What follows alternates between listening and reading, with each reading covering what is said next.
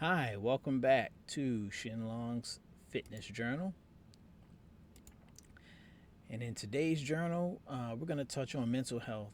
And we're going to ask this question: does feelings of powerlessness lead to depression? All right, so in today's journal, we'll talk about recognizing feelings of powerlessness, how I deal with those feelings, how I build resilience, and tools to help you feel powerful again. So let's get into it. All right.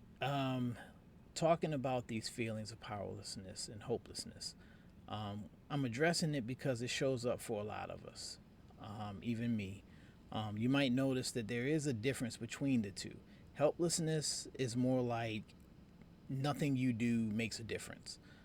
So why even try? You're just helpless to change anything. Whereas powerlessness is more like I don't have any real influence over my life or what happens to me. They do overlap a lot, but they're not exactly the same experience. My own recent experience, it was a few days ago.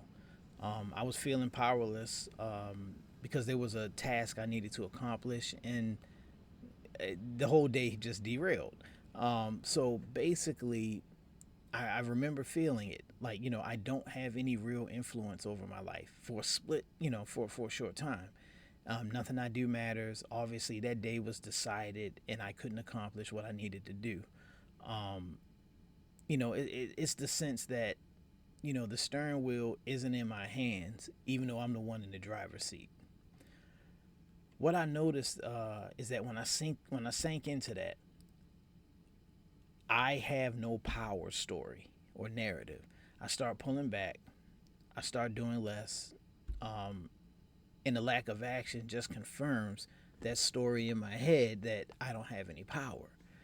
Um, you know, my mood drops. You feel more depressed, and then get more convinced that I don't have any power because it's looping around in your head. So a big part of my own work when I go through those mental bouts is to slowly break that loop. Finding even tiny places where I do have influence, taking small actions, reminding myself that my thoughts and feelings are not the final truth about what I'm capable of. So that's a big thing for me. So basically, recognizing feelings of powerlessness and helpless thinking, you know, is very important. You just gotta see it, and then once you see it, you can go from there. All right, so again, how I deal with these feelings. So when I start slipping into those heavy feelings of powerlessness, I don't just trust my first reaction anymore. I walk myself through a little process to try to take the punch out of what I'm going through. Step one, I test my perception of the situation. I use what I call the three C's. First, I catch the negative thought. Something like, I'm powerless, nothing I do matters. I then check it against the situation, against the facts. Is that really true? What evidence do I have against it? Finally, I change it into something more accurate. Like, this situation is hard, but there are still a few things I can do to influence it. That's step one. Step two, I work with the thought itself. Instead of saying I am powerless, I shift into what's called diffusion. It's basically separating yourself from the thought. Basically, I tell myself I am having thoughts that I feel powerless. So I'm thinking I'm feeling powerless here. I'm having the thought that I'm feeling powerless.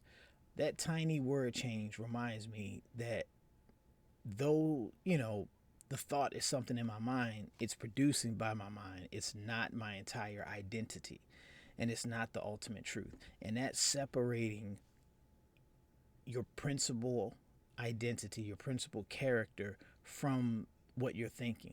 That's taking back your thoughts, taking control of them. I don't stop there. I move into action.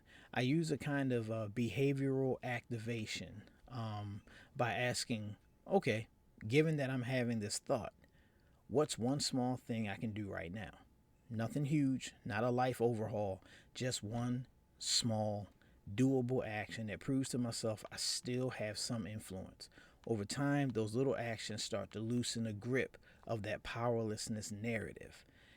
And it's like I said, it's tiny steps. Just like with our physical health, you take those small steps, and it helps with the mental health. And that's what I do. That's how I deal with feelings of powerlessness.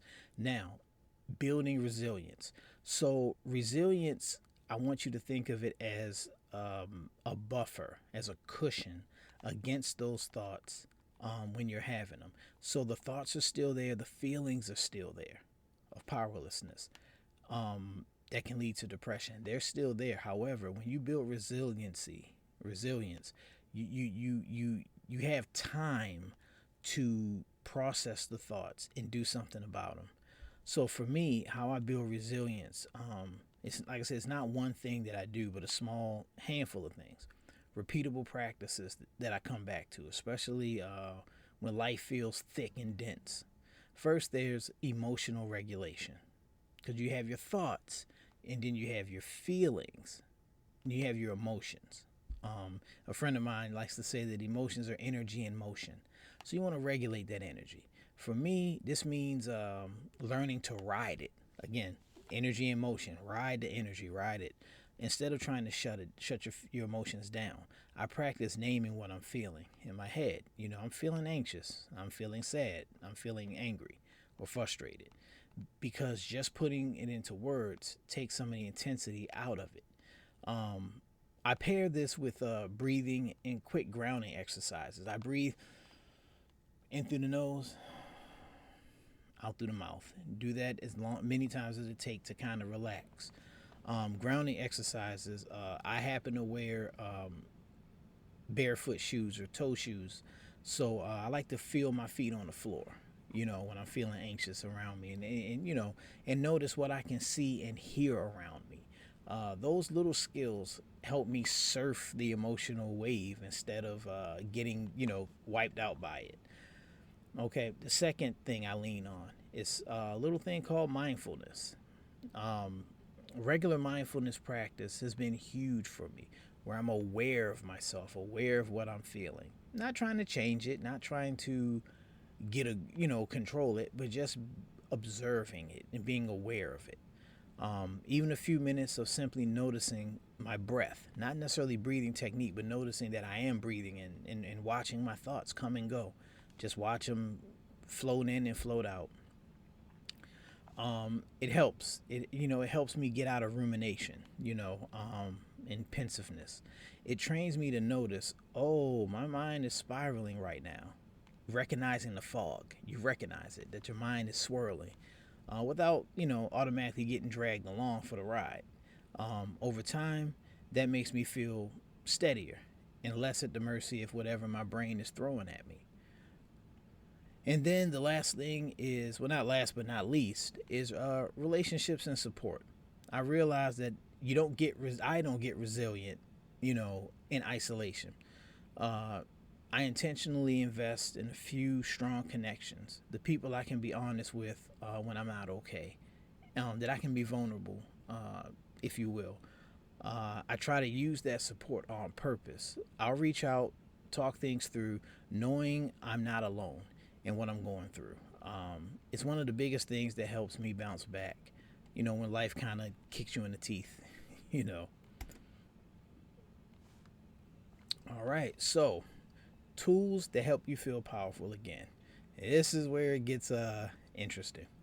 Um, so, I want to point out that some of the approaches that I've been talking about actually come from mental health methods called cognitive behavioral therapy, or CBT for short. CBT has a whole toolbox on what are sometimes called core behavioral techniques. The main goal of these techniques is to break that cycle you see in depression when you feel low, when you pull back and stop doing things, and that inactivity makes you feel even worse.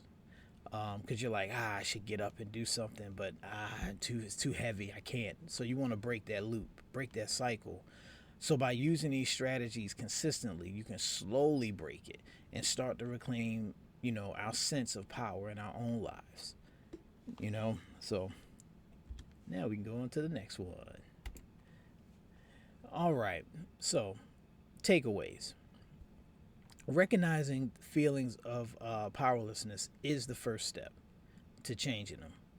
Um, Basically, I use CBT or cognitive behavioral therapy based tools to deal with powerlessness, feelings of powerlessness, testing my thoughts, diffusing from them, um, you know, the I am powerless mindset, diffusing from that, and taking small intentional actions. I build resilience through emotional regulation, mindfulness, and leaning on supportive relationships. Practical tools to feel powerful again include naming and questioning those thoughts, pace breathing and grounding techniques, tiny value based actions, and actively reaching out for support. Keep all of those things in mind for sure. All right, guys. That is pretty much what I have for today's journal. I do want to let you know that I will be linking some mental health tools down in the description. Please check out the links if you or anyone are going through some mental tough time. It doesn't have to be, you know, it could be little things. It could be just small bouts of depression that you may experience very, minimally, but it may still be something you want to look into personally, just to understand the process of it in case it gets deeper. I myself would say I experience a healthy, normal form of depression from time to time. Um, it is something that I had ignored in the past, but now that I'm aware of it and I'm aware of the mechanics, the mechanism of depression, I personally have a pretty decent handle on it. I don't go through it often, but when I do, it is related to feelings of powerlessness, and I think that's something we all go through. And there's no shame in it. I like to consider myself a active, strong, tough guy, but the reality of it is we all have our limits. And when we face those limits, we of course want to break through them and get stronger and get healthier. But yes, definitely check out those links in the description. And thanks again for watching. And remember, don't forget to like, subscribe, do all those good things. And I'll see you in the next journal. So remember, identify your adversaries, commit to your adherence, and take back your health and vitality.